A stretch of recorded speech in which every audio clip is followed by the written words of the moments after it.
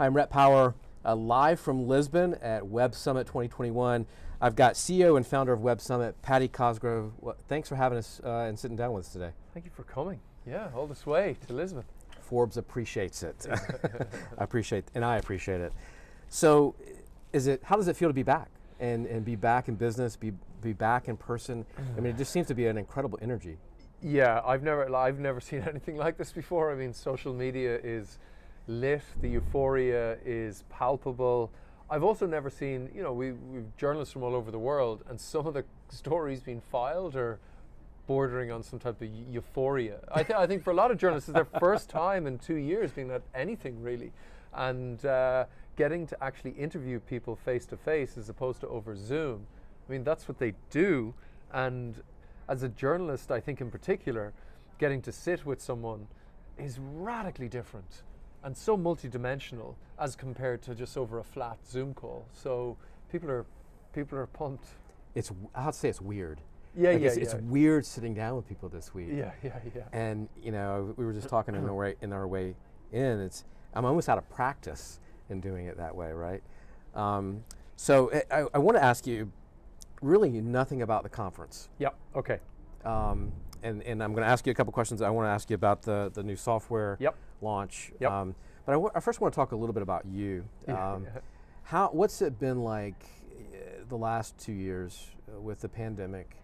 I mean, it must have disrupted the business. It must have disrupted your plans, your vision. Yep. It made you think differently. What was the impact? Well, there were moments in April and May where I genuinely worried that the company might not survive. We had to pivot rapidly from doing offline events powered by our software, to doing online only events using our software. And that required bringing a huge amount of attendees, of speakers, of exhibitors, partners along with us on that journey. And it definitely went through the valley of death. At least there were many nights where I wondered what would happen. And we'd made the decision, and we'd communicated to the company, as many other large events were letting go 50, 60, 80, 90% of their staff, cutting down to one-day weeks. We decided we'd let nobody go and reduce nobody's working hours and reduce no salaries whatsoever. And it seemed massively counterintuitive, but we made this wild bet that our software capability would allow us to do what no other large event would be able to do. We didn't know for sure, and that was the nervy part. But by, I think, June, we were able to kind of punch through. We could launch our fully online platform. We were able to persuade a lot of long-term partners and speakers to come with us. We pivoted fully online and using all our own software, and we survived. And in fact, I think we not only kind of survived an incredibly grim year, we also came out the other side with a whole new business, and that's selling our software to some of the biggest events in the world.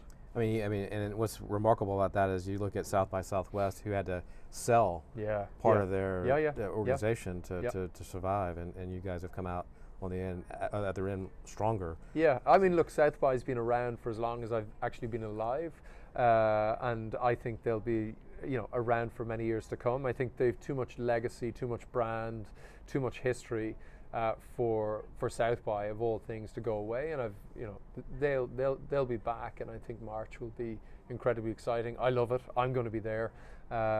It's a magical show, and they'll come flying back. Yeah. So I want to ask you another question that I don't know what your reaction will be, but do you think you're courageous?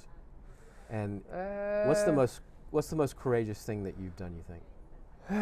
No, I think it's I don't think. I think most of the people working for me were courageous enough to stick around, because working at Web Summit, you get exposed to all of the world's fastest growing tech companies, and doors are constantly open to you, often by the CEOs of those companies, to come and work for them, because they come to Web Summit, they have this amazing time, some of the team are looking after them, and people get amazing kind of job offers. I think it was courageous of people who knew that the likelihood of success for Web Summit through the pandemic was incredibly slim, they all basically stuck by the company. So that took a lot more courage because, for some people have families, they've got kids. These are complex decisions for people to make. So I know we're moving fast, but jumping around a little bit. But I was really fascinated when you released the stats yesterday of of everybody that's here. Over 50% are women. What does that say to you? And is that something you're proud of? And do you think the ecosystem for tech and women is changing? Yeah, I do. So I think there are two things happening. First of all, I think it was 7 years ago, we started to, through a range of programs and working with a range of groups, started to try and address this huge kind of ratio issue that we saw at the time in tech, which was female participation at the event was incredibly limited. And it wasn't just our event, it was literally all events.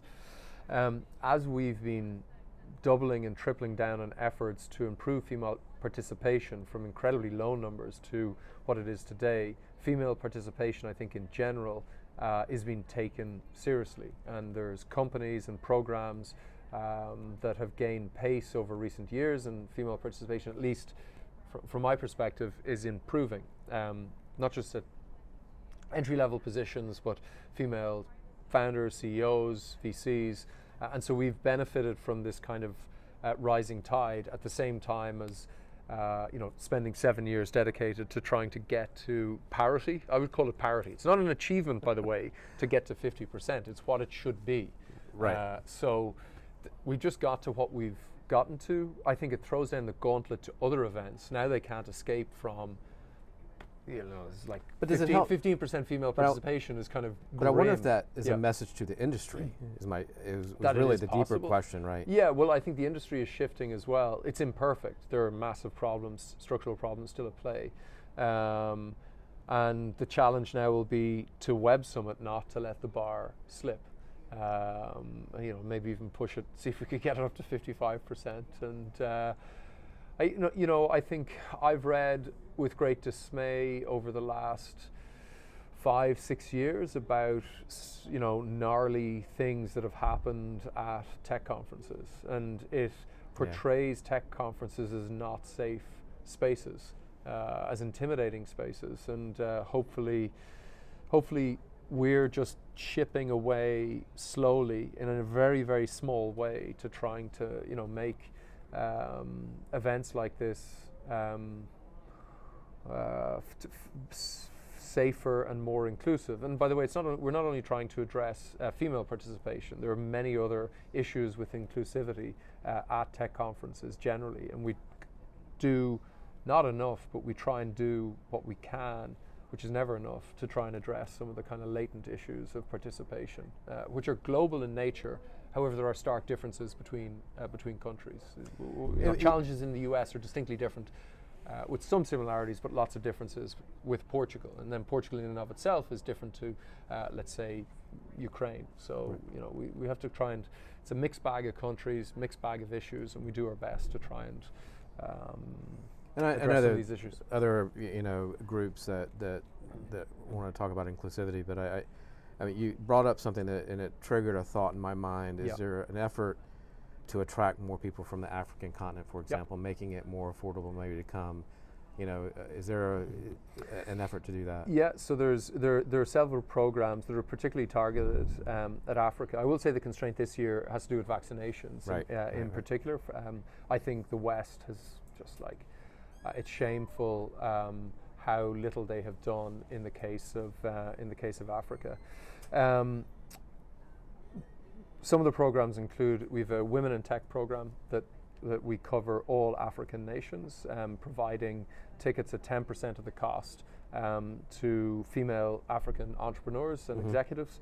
We also do a developer program where we provide entirely free tickets to African programmers or engineers. And that helps lower the barriers of participation, but bear in mind the largest expense is not actually the ticket, it's the airfare, the hotels. And all the associated expenses, but at least we can do something to try and lower the barriers to participation. So this will be the last question because I know you have to move on to the next interview. But so one speaker or company that you were dying to meet this week, or that you were the most intrigued by to listen to? I mean, to the co-founder of Black Lives Matter. I mean, what a powerhouse! 37 years of age. What she and her two other co-founders have done is remarkable, with worldwide repercussions, positive repercussions. Oftentimes people are obsessed with meeting, oh, this person has created 100 billion of market value inside 10 years, what a startling achievement. I'm like, yeah, you know, there's lots of those, they're two a penny. Very few people have built movements for radical kind of racial justice that have swept the planet. You know, it's kind of like a rare thing. And well, to move the needle. Oh yeah, that. Yeah. So it was amazing. I sat with her kind of just here. The two of us sat here talking for about half an hour yesterday, and she was amazing. And then I also got to meet, speaking of incredible women, Serena Williams, who spoke at her last event online. Yep. Her coach came this time, Patrick, who's a French tennis coach, and yeah, he's just, I don't know, he's kind of a, he's the most legendary tennis coach in the world right now. And Serena's wonderful. I know Serena. And so I've hopefully helped connect the founder of Black Lives Matter to Serena Williams. You know, these are two bosses that should definitely know each other.